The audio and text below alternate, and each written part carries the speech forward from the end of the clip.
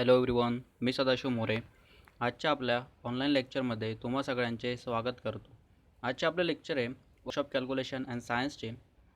आज आपण मेन्झर्शन या चॅप्टरचा नेक्स्ट पार्ट म्हणजे area of and perimeter of parallelogram आणि area and perimeter of the triangle म्हणजे त्रिकोण ओके यांच्याविषयी जाणून घेऊया.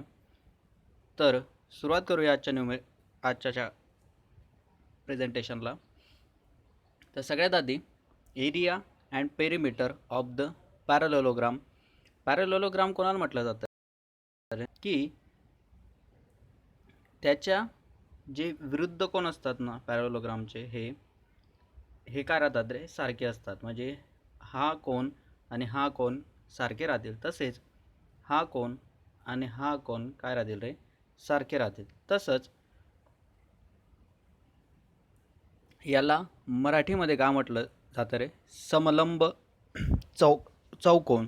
म्हणजे काय रे, समलंब कोणाला म्हटलं जातं की ज्याच्या विरुद्ध बाजू ह्या काय राहतात रे, एकमेकांना लंब असतात किंवा पॅरलल असतात.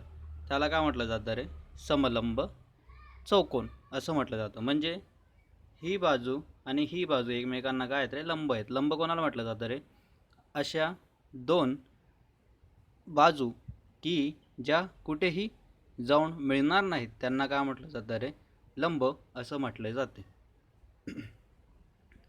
ओके.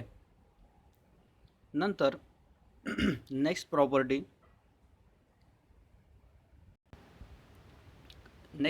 काय याची रे, की याच्या विरुद्ध बाजू या एकमेकांना पॅरलल आणि इक्वल म्हणजे काय रे, समान असतात. म्हणजे ही बाजू आणि ही बाजू एकमेकांना पॅरलल असण्यासोबत त्यांची लांबी काय रे, सारखी आहे. तसंच ही बाजू आणि ही बाजू एकमेकांना पॅरलल असण्यासोबतच त्यांची लांबी काय आहे, सारखी आहे. हे झालं पॅरलेलोग्रामबाबत. ओके. आता पॅरलेलोग्रामचे अजून काही प्रॉपर्टीज आहेत.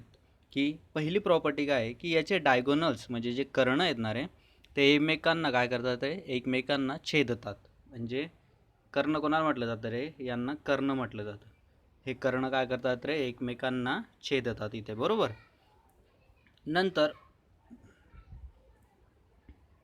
नंतर सगळ्यात मेन प्रॉपर्टी याच्यातली असते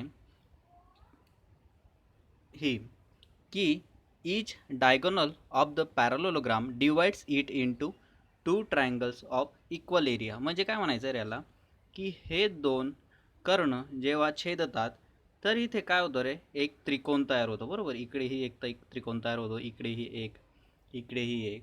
तर हा त्रिकोण आणि हा त्रिकोण यांचे एरिया काय असतात रे, सारखे असतात. म्हणजे या दोघी ट्रायंगलचे क्षेत्रफळ काय असतात रे, सारखे असतात. तसंच हा त्रिकोण आणि हा त्रिकोण यांचे क्षेत्रफळ काय असतात रे, सारखे असतात.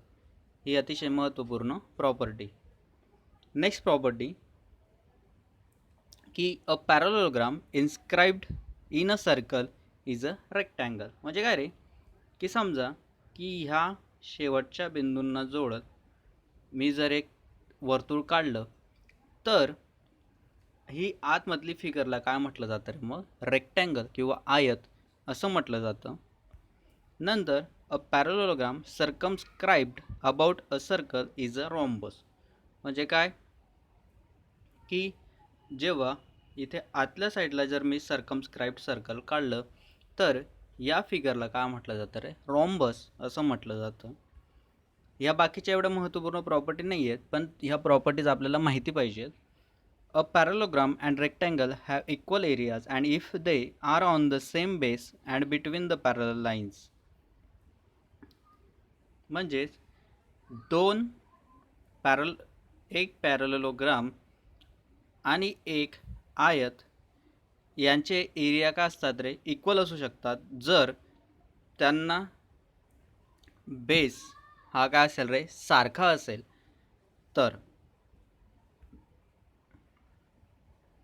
नंतर आता the opposite angles of the parallelogram are equal. हे आपण पहिल्या सुरुवातीलाच बघितलं की समलंब चौकोनाचे समोरासमोरील विरुद्ध कोन हे काय असतात रे, सारखे असतात. म्हणजे हा कोन आणि हा कोन काय राहील रे, सारखा राहील. तसंच हा कोन आणि हा कोन काय असेल रे, सारखा असेल.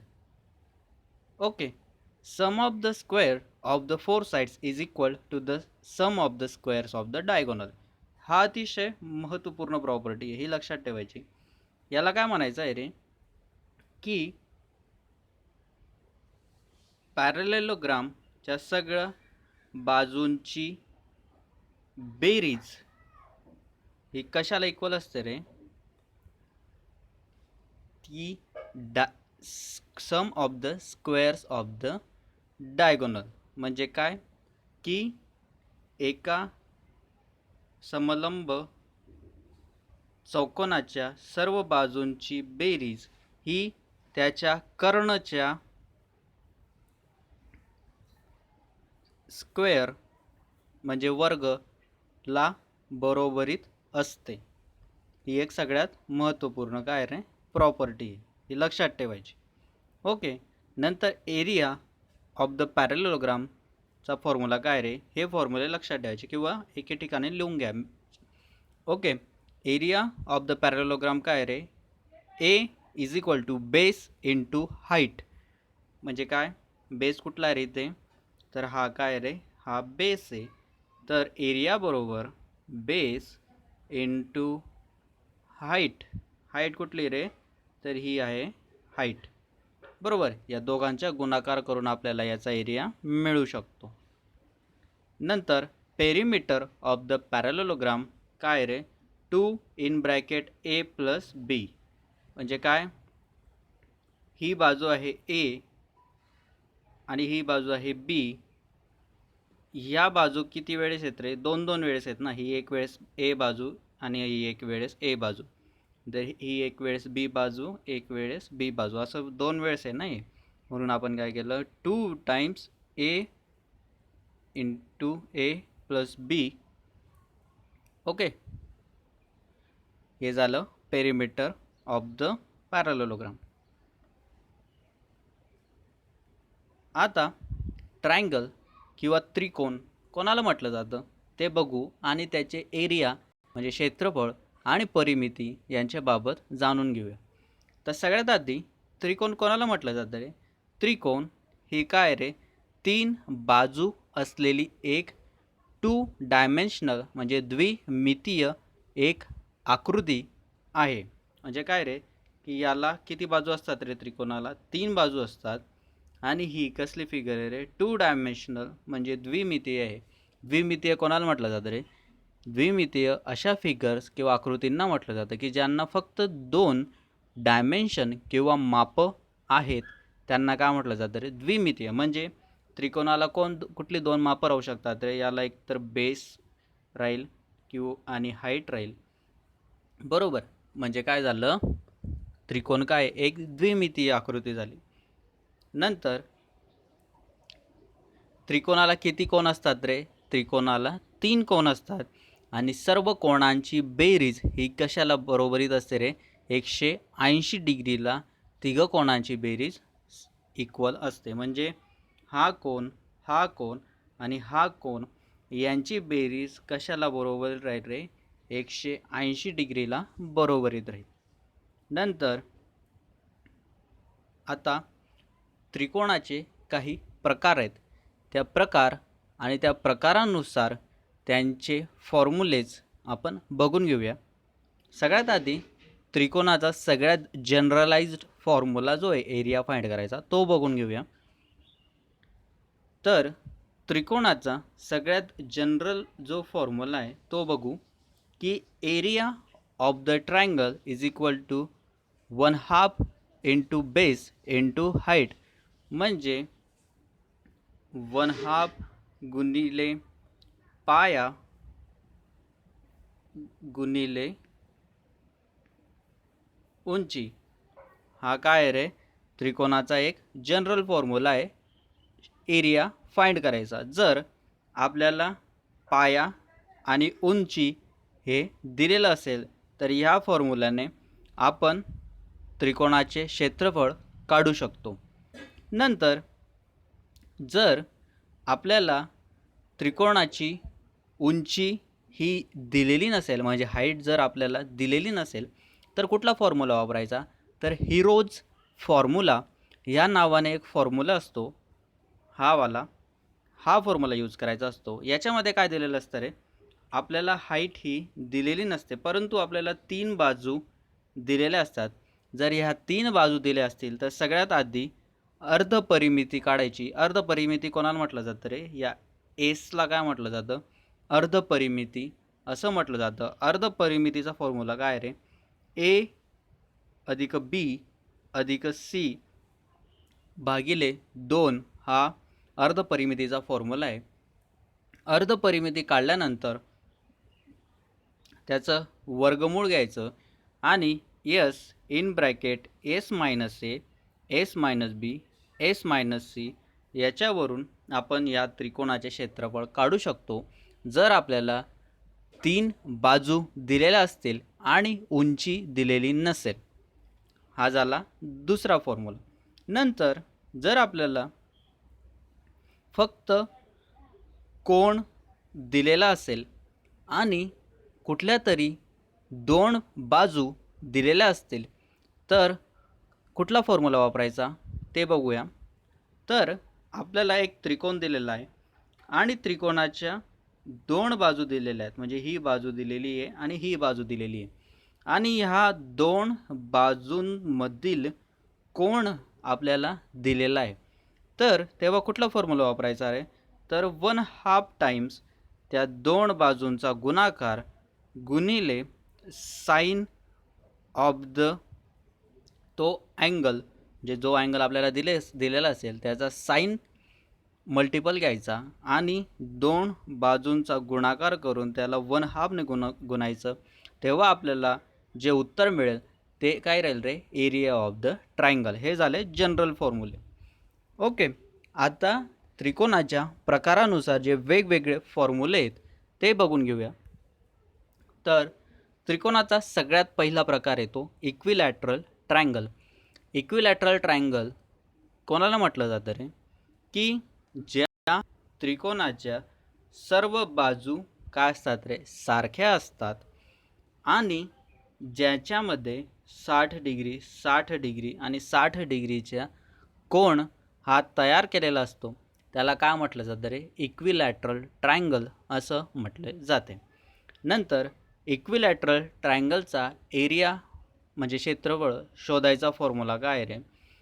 एरिया बरोबर √3/4 times of the A square. A काय रे? ए ही काय रे? सगळ्या बाजू आहेत, बरोबर. आणि √3/4 इंटू ए स्क्वेअर याच्यावरून आपण काय शोधू शकतो रे? Area of the equilateral triangle.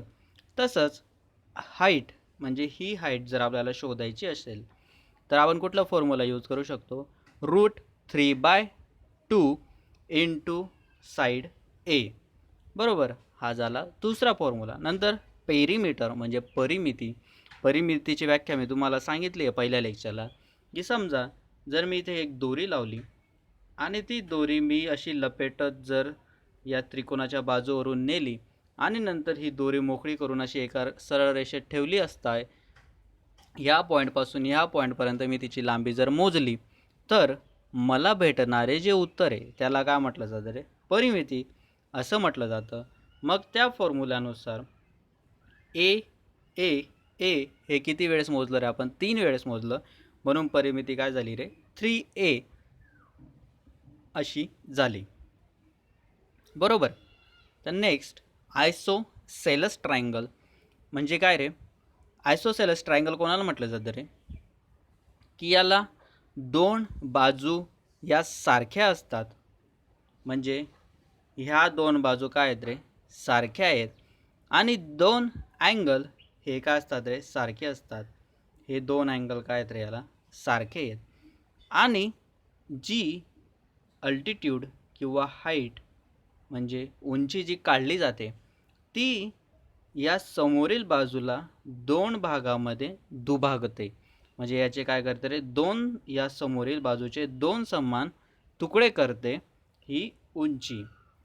अशा त्रिकोणाला काय म्हटलं जातं रे? आयसोसेलस ट्रायंगल असं म्हटलं जातं. आणि मग आयसोसेलस ट्रायंगलचा फॉर्म्युला काय एरियाचा? b/4 into under root of the 4a² minus b².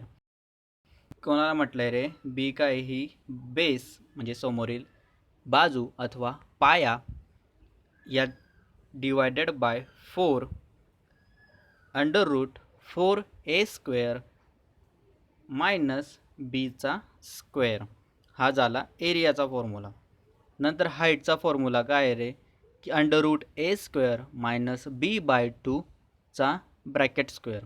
हा झाला हाईटचा फॉर्म्युला आयसोसेलस ट्रायंगलचा. ओके. नंतर येतो पेरीमीटर. पेरीमीटर काय म्हणतात रे? या दोन समान बाजू आहेत म्हणून हे 2 वेळेस ए आणि ही एक बाजू आहे म्हणून 2a + b हे झालं पेरीमीटरचा formula. Next scalene triangle. Scalene triangle कोणाला म्हटलं जातं रे? की ज्याच्या सर्व बाजू ह्या काय आहेत रे? असमान आहेत. म्हणजे याची कुठलीही बाजूचं माप हे दुसऱ्या बाजूला समान नाही. त्याला काय म्हटलं जातं रे? स्केलन ट्रायंगल म्हटलं जातं. आणि त्याला हिरोजच्या फॉर्म्युल्याने सोडलं जातं. हिरोजचा फॉर्म्युला मी तुम्हाला मगाशी एक्सप्लेन केला आहे. नंतर येतो राईट अँगल ट्रायंगल म्हणजे काटकोन त्रिकोण. काटकोन त्रिकोणाचा फॉर्म्युला काय रे? सगळ्यात आधी काटकोन त्रिकोण कोणाला म्हटलं जातं ते बघूया. काटकोन त्रिकोणला काय असतं रे? एक कोण हा काय असतो रे? 90 डिग्रीचा म्हणजे काटकोन असतो. त्याला काय म्हटलं जातं रे? काटकोन त्रिकोण असं म्हटलं जातं. काटकोन त्रिकोणाचा फॉर्म्युला काय? मग 1/2 इंटू बेस इंटू हाईट म्हणजे 1/2 गुणिले पाया गुणिले उंची. हा झाला पाया, ही झाली उंची. उंची कोणाला म्हणायचं नेहमी? की जी परपेंडिक्युलर असते ना त्याला काय म्हटलं जातं रे? उंची म्हटलं जातं. बरोबर. कर्ण कोणाला म्हणायचं रे?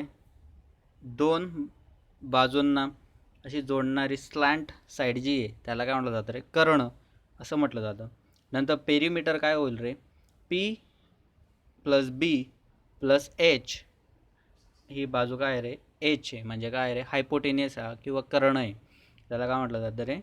h म्हटलं जातं. पेरीमीटरचा फॉर्म्युला काय होईल रे? मग p + b + h होईल.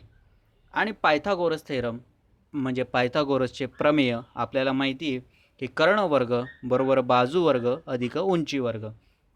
म्हणजे काय? हायपोटेनियसचा वर्ग म्हणजे काय? कर्णवर्ग बरोबर परपेंडिक्युलरचा वर्ग म्हणजे उंची वर्ग अधिक बाजूचा वर्ग म्हणजे पायाचा वर्ग तो बरोबर काय रे? बेसचा स्क्वेअर. पायथागोरसचा फॉर्म्युला काय आहे? कर्णवर्ग बरोबर बाजूवर्ग अधिक उंची वर्ग. बरोबर. आणि हे एक इम्पॉर्टंट नोट आहे की कर्ण कशाला बरोबरीत असतो रे? तर पाया अधिक उंची यांना बरोबरीत असतो कर्ण. म्हणून याला पायथागोरस थेरम अप्लाय होतो काटकोन त्रिकोणला नेहमी, हे लक्षात ठेवायचं. नंतर isosceles right angled triangle. Isosceles right angle triangle कोणाला म्हटलं जातं रे? की याचा एक कोन हा 90 डिग्री असतो आणि दोन साईड या राईट अँगलच्या काय असतात रे? समान असतात. याला काय म्हटलं जातं रे? आयसोसेलस राईट अँगल ट्रायंगल म्हटलं जातं. आणि याचा एरियाचा फॉर्म्युला काय रे? 1/2 इंटू एचा स्क्वेअर. म्हणजे ह्या दोन बाजू ज्या समान आहेत ना त्यांचा स्क्वेअर गुणिले हाफ. नंतर याचा पेरीमीटरचा फॉर्म्युला काय रे? a + d. ओके. हे अजून इकडे तेच फॉर्म्युले आहेत रिपीट केलेले. ओके. आता आपण काही सॉल्ड एक्झाम्पल घेऊ. या लेक्चरमध्ये मी तुम्हाला काही असाइनमेंट म्हणून 3-4 न्यूमेरिकल देईल सॉल्व करायला. ओके. सगळ्यात आधी काय विचारलं आहे रे? की find perimeter of triangle with sides equal to 3 centimetre 8 centimetre and 5 centimetre. म्हणजे काय म्हटलं आहे रे? की आपल्याला एक त्रिकोणाची परिमिती काढायची आहे ज्याच्या बाजू या 3 सेंटीमीटर 8 सेंटीमीटर आणि 5 सेंटीमीटर अशा आहेत. तर आपल्याला त्रिकोणाची परिमितीचा एक जनरल फॉर्म्युला माहिती आहे तर त्रिकोणाची परिमिती कोणाला म्हटलं जातं रे, की सर्व बाजूंची बेरीज याला का म्हटलं जातं रे, त्रिकोणाची परिमिती. त्यानुसार 3 + 8 + 5 याच्यावरून काय उत्तर येईल रे मग 16. हे काय झालं आपल्या त्रिकोणाची परिमिती झाली. नंतर next, the perimeter of an equilateral triangle is 45 centimetre, find its area. म्हणजे काय म्हटलं रे, की एक इक्विलॅटरल ट्रायंगल आहे. इक्विलॅटरल ट्रायंगल कोणाला म्हटलं जातं रे, की ज्याच्या सर्व बाजू काय असतात रे, समान असतात आणि प्रत्येक कोण काय असतो रे, 60 डिग्रीचा असतो. त्याला काय म्हटलं जातं रे, इक्विलॅटरल ट्रायंगल म्हटलं जातं. आणि इक्विलॅटरल ट्रायंगल जी परिमिती आपल्याला काय दिली रे, 45 सेंटीमीटर दिलेली. म्हणजेच 3a परिमितीचा फॉर्म्युला काय आहे इक्विलॅटरल ट्रायंगलचा, 3a इज इक्वल टू 45. म्हणजे काय, हा 3 इकडे येताना काय होईल रे, डिवाइडला होईल. मग 45 डिवायडेड बाय 3 म्हणजे उत्तर काय येईल रे, 15 × 3 = 45. म्हणजे 15 काय आलं रे, एक बाजू आली, बरोबर. नंतर एरिया ऑफ द इक्विलॅटरल ट्रायंगलचा फॉर्म्युला काय, √3/4 टाइम्स ऑफ द a². मग त्याच्यावरून आपल्याला काय मिळेल रे, की आपण किंमत टाकली √3/4 × 15². मागच्या लेक्चरला तुम्हाला मी स्क्वेअर आणि वर्गमूळ यांच्याबाबतची PDF दिलेली आहे. त्याच्यानुसार 15चा वर्ग काय होतो रे, 225 होतो. हे पाठच पाहिजेत. 1चा वर्ग 1, 2चा 4, 3चा 9, 4चा 16 असे पाठ पाहिजे हे सगळे. नंतर √3/4 × 225. मग याच्यावरून आपण काय उत्तर देऊ शकतो रे, 225 × √3/4 हे काय झालं रे, इक्विलॅटरल ट्रायंगलचा एरिया झाला. Next, a triangle with 3 equal side has its area equal to 4√3 square centimetre. What will be the perimeter of this triangle. ते काय म्हटलं रे, की एक त्रिकोण आहे ज्याच्या सर्व बाजू काय आहेत रे, समान आहेत आणि ज्याची एरिया हा किती रे, 4 × √3 आहे. तर त्याची परिमिती काय होईल, आपल्याला माहिती आहे की सर्व बाजू समान असलेला एकच त्रिकोण असतो, त्याला काय म्हटलं जातं रे, इक्विलॅटरल ट्रायंगल म्हटलं जातं. मग त्याचा फॉर्म्युला काय रे, √3/4 टाइम्स ऑफ द a². आणि हे कशाला इक्वल आहे रे, या 4 × √3 याला इक्वल आहे. मग याच्यानुसार हा इकडचा 4 काय होईल, इकडे गुणायला येईल. मग 4 × 4 आणि हा इकडचा अंडररूट आणि इकडचा अंडररूट काय होईल रे, एकमेकांना कॅन्सल होतील. आणि त्याच्यावरून a² बरोबर काय उत्तर येईल रे, 16. आणि a बरोबर काय येईल रे, मग 4 येईल. कारण की 16चा वर्ग घेतला असता उत्तर काय येतं रे, 4 येतं. मग आपल्याला त्रिकोणाची परिमिती माहिती आहे, 3a बरोबर 3 × 4 म्हणजे 4 × 3 = 12. हे काय आलं रे, आपलं इक्विलॅटरल ट्रायंगलचा एरिया आला, बरोबर. तर next, the perimeter of an isosceles triangle is 32 centimetre while it's equal to sides together measure 18 cm. Find the third side and each of the equal side. म्हणायचं काय रे याला, की एक आयसोसेलस ट्रायंगल आहे. आयसोसेलस ट्रायंगलचं काय असतात रे, दोन बाजू काय असतात रे, समान असतात, बरोबर. आणि या दोन समान बाजूंची बेरीज आपल्याला काय दिली रे, 18 सेंटीमीटर दिली आहे. आणि आपल्याला काय दिली आहे, परिमिती दिली आहे 32 सेंटीमीटर. आणि आपल्याला ही तिसरी बाजू काय केली रे, विचारली. तर 32 आपला फॉर्म्युला काय परिमितीचा आयसोसेलस ट्रायंगलच्या, 2a + b बरोबर काय होतो रे, पेरीमीटर होतो. पेरीमीटरच्या जागेवर काय टाकायचा रे, 32 टाकायचा. या दोन बाजूंच्या जागेवर काय टाकायचा, 18. आणि हा b काय ठेवायचा, अननोन ठेवायचा. मग हा 18 इकडे काय होईल रे, इकडे बेरीज होती, इकडे त्यांना काय होईल, वजा होईल. 32 मधून 18 गेले, उत्तर येईल 14. आणि आता आपल्याला काय विचारलं आहे, की दोन समान बाजू म्हणजे 2a बरोबर जर 18 आहे तर एक बाजू काय होईल रे, हा 2 इकडे येताना भागिले होईल. म्हणजे 18/2 बरोबर 9. याला काय म्हटलं जातं रे, एरिया आणि पेरीमीटर ऑफ द ट्रायंगल. हे झालं न्यूमेरिकल सॉल्व. आता नंतर next, the area of the right angle triangle is 42 square centimeter. If its perpendicular is equal to 10 centimeter, find its base. म्हणजे काय म्हटलं याला, एक काटकोन त्रिकोण आहे ज्याची परपेंडिक्युलर म्हणजे लंबवत बाजू किती आहे रे, 10 सेंटीमीटर आहे. त्याचा पाया आपल्याला विचारलेला आहे आणि याचा एरिया किती दिलेला आहे रे आपल्याला, 42 सेंटीमीटरचा स्क्वेअर दिलेला आहे. आपला फॉर्म्युला काय आहे, राईट अँगल ट्रायंगलचा 1/2 इंटू बेस इंटू हाईट. मग त्याच्यावरून त्या फॉर्म्युल्यामध्ये आपण सगळ्या किमती टाकल्या आणि हा 1/2 आहे म्हणजे हा 2 इकडे डिवाईडला आहे, इकडे त्यांना काय होईल रे, मल्टिप्लायला होईल, बरोबर. नंतर हा 10 आहे, हा इकडे मल्टिप्लायला, इकडे येताना काय होईल रे, डिवाइड. त्याच्यावरून आपलं काय येईल रे, 42 इंटू 2 काय होईल, 42 दोन्ही किती होतील, 84. 84 भागिले 10 म्हणजे उत्तर किती येईल रे, 8.4 सेंटीमीटर पाया राईट अँगल ट्रायंगलचा. ओके. नंतर find area of the triangle whose sides are 26 centimetre, 28 centimetre आणि 30 सेंटीमीटर. आपल्याला माहिती आहे की स्केलन ट्रायंगलची जी प्रॉपर्टी आहे त्याच्यानुसार आपल्याला काय असतं रे, सगळ्या साईड्सची काय दिलेली असते रे, आपल्याला किंमत दिलेली असते. त्याच्यावरून आपण काय करतो रे, हिरोच्या फॉर्म्युलानुसार हे न्यूमेरिकल सॉल्व करतो. मग आपल्याला माहिती आहे अर्धपरिमिती बरोबर एस बरोबर ए अधिक बी अधिक सी भागिले 2. मग त्याच्यावरून काय केलं रे, आपण सगळ्या किमती टाकल्या आणि 84 डिवायडेड बाय 2 म्हणजे 42 हे काय झाले रे, आपली अर्धपरिमिती.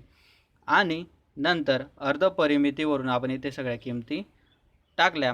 S in bracket s minus a in bracket s minus b in bracket s minus c या किमती टाकल्यानंतर आपल्याला काय भेटेल रे, उत्तर मिळेल. ओके. वर्गमूळ कसं घ्यायचं रे, त्याच्यासाठी ना तुम्हाला यांना हे स्प्लिटअप करावं लागेल. स्प्लिटअप कसं करायचं रे, म्हणजे 42चे असे 2 भाग करा की ज्यांचं काय निघू शकतं रे, वर्गमूळ हे निघू शकतं. मग वर्गमूळ शोधताना अडचण नाही येणार आपल्याला. म्हणजे 42चे मी काय केलं रे, 2 भाग केले, 14 आणि 3. 14 ती हा काय होता रे, 42 होतो. मग त्याच्यावरून मला काय होईल रे, इझिली वर्गमूळ काय करता येईल रे, शोधता येईल ना, बरोबर. म्हणजे ह्या 2 संख्या जेव्हा रिपीट होऊन जातात ना तर त्यांचं वर्गमूळ काय होतं रे, आपल्याला कट करता येतं. ओके. नंतर the base of the parallelogram is twice its height if the area of the parallelogram is 144 square centimetre, find it's height. म्हणजे काय दिलेलं आहे रे, आपल्याला एक पॅरलेलोग्राम दिला आहे ज्याचा बेस हा कशाला equal ray, 2 times of the height म्हणजे हाईटच्या दुप्पट येतो. तर आपल्याला त्याचा एरिया देऊन दिलेला आहे 144 स्क्वेअर सेंटीमीटर, तर आपल्याला त्याची उंची शोधायची आहे. मग आपल्याला एरिया ऑफ द पॅरलेलोग्राम माहिती आहे, बेस इंटू हाईट आहे आणि आपल्याला प्रश्नामध्ये सांगितलं आहे की उंची ही कशाला इक्वल आहे रे, बेसला इक्वल आहे, बरोबर. मग त्याच्यावरून आपण इथे किमती टाकल्या की 2a इंटू ए, याच्यावरून मग आपण काय केलं रे, एचा स्क्वेअर हा 2 इकडे काय केला रे, डिवाईडला गेला आणि हा ए गुणिले ए काय झाला, एचा स्क्वेअर झाला. म्हणजे 144 भागिले 2 बरोबर काय उतरलं रे, 72. आणि 72चं वर्गमूळ मी जर घेतलं, 72चं आपण मग काय करू रे, 72चं वर्गमूळ घेता नाही येणार, म्हणजे 72चे काय करू, 2 तुकडे करू, 36 गुणिले 2. 36चं वर्गमूळ मी घेतलं, 2चं पण वर्गमूळ घेतलं, 36चं काय येईल रे मग वर्गमूळ 6. 2चं वर्गमूळ घेता येतं का नाही, म्हणून ते संख्या काय रे, जशीच्या तशी, म्हणजे 6√2 हे काय झालं रे, आपलं उत्तर झालं. आता एक दिलेलं आहे न्यूमेरिकल की एका काटकोन त्रिकोणी प्लॉटची कर्णाची लांबी 10 मीटर असून काटकोन समाविष्ट करणाऱ्या 2 बाजूपैकी एकीची लांबी 6 मीटर आहे, तर प्लॉटचे क्षेत्रफळ काढा. म्हणजे काय दिलेलं आहे रे, एकाशी काटकोन त्रिकोण दिलेले आहे, याचा कर्ण दिलेला आहे मला 10 मीटर, याचा बेस दिलेला आहे मला 6 मीटर. मग याच्यावरून मला प्लॉटचा क्षेत्रफळचा फॉर्म्युला काय रे माहिती आहे की 1/2 इंटू बेस इंटू हाईट. याच्यावरून मी काय केलं रे, 1/2 इंटू 6 इंटू 8, 8 किती होतात रे, 48. आणि 48 भागिले 2 किती होतील 24, म्हणजे एरिया मला शोधत आला. नंतर पायथागोरसच्या प्रमेयानुसार कर्णवर्ग बरोबर बाजूवर्ग अधिक उंची वर्ग, याच्यावरून मी इथे किमती टाकल्या. 10चा वर्ग का दोरे 100, 6चा वर्ग होतो 36, दोघांची वजाबाकी केली येणारं उत्तर काय रे 64. 64 कणाचा वर्गमूळ आहे रे 64 वर्गमूळ, 64चे वर्गमूळ काय येईल 8 येईल. 8 काय होतात रे 64 होतात. म्हणून AC या साईड बरोबर किती आली रे 8 मीटर. नंतर एका त्रिकोणाच्या बाजू अनुक्रमे 15 सेंटीमीटर, 12 सेंटीमीटर व 9 सेंटीमीटर आहेत, तर त्या त्रिकोणाचे क्षेत्रफळ काढा. आपल्याला माहिती आहे की ही रोजचा फॉर्म्युलानुसार आधी आपण काय करतो रे अर्धपरिमिती काढतो. अर्धपरिमिती काढल्यानंतर आपण काय करू रे 15 अधिक 12 अधिक 9 म्हणजे 36 भागिले 2 बरोबर काय येईल उत्तर 18. आणि या बाजूंचं काय करायचं रे आधीच कॅल्क्युलेशन करून घ्यायचं की 18 - 15 किती येईल रे 3 येईल. 18 - 12 काय येईल 6 येईल. 18 - 9 काय येईल 9 येईल बरोबर. मग यांना काय जर आपल्याला वर्गमूळ घेता येत नसेल ना तर यांना स्प्लिटअप करायचं. स्प्लिटअप म्हणजे कसं करायचं, यांचे असे तुकडे करायचे की कुठल्या तरी दोन संख्या ह्या काय होतील रे रिपीट होतील. म्हणजे उदाहरणार्थ समजा की या 18चे मी काय केले रे 2 तुकडे केले, एक 9 किंवा 6 करू आपण. 18चे 2 तुकडे केले मी, 6 आणि 3 म्हणजे 6 त्रिक 48, म्हणजे 6 एकदा इथे रिपीट होईल आणि इथे ऑलरेडी होता म्हणून हा झाले 2 वेळा रिपीट. हा 3 इथे ऑलरेडी प्रेझेंट होता आणि हा 3 इथे, मग हे काय झालं रे 2 वेळा काय झाले रिपीट झाले. मग त्याच्यावरून मला अंडररूट घेताना काय येईल रे प्रॉब्लेम नाही येणार बरोबर. मग याच्यावरून आपण काय करू शकतो रे ते झाले एक वेळा कॅन्सल होऊन जातील. ते एक वेळा 6 आणि एक वेळा 3 कॅन्सल होऊन जातील. आणि मग त्याच्यावरून काय होईल 9 × 54 आणि 9 × 54 असे 54 गुणिले 54 म्हणजे 54चा परत वर्ग आणि वर्गाचे परत वर्गमूळ घेतलं तर उत्तर काय येईल रे 54 सेंटीमीटर स्क्वेअर बरोबर. नेक्स्ट हे 2 न्यूमेरिकल आहेत, हे असाइनमेंट म्हणून घ्या. यांना व्यवस्थित सॉल्व करा. वाटल्यास तुम्ही कॅल्क्युलेटरची मदत घेऊ शकता या न्यूमेरिकलला. हा तर सोपा आहे. ओके, जनरली कॅल्क्युलेटर यूज करायला तर नाही पाहिजे, पण जास्त कॉम्प्लिकेटेड जर होत असेल तर तुम्ही यूज करू शकता. ओके, तसं कॅल्क्युलेटरची गरज नाही आहे. हा तर हे 6.4ला तुम्ही 64 असंही लिहू शकता, 64 भागिले 10 असं लिहू शकता. आणि 12.8ला काय लिहू शकतात रे 128 भागिले 10.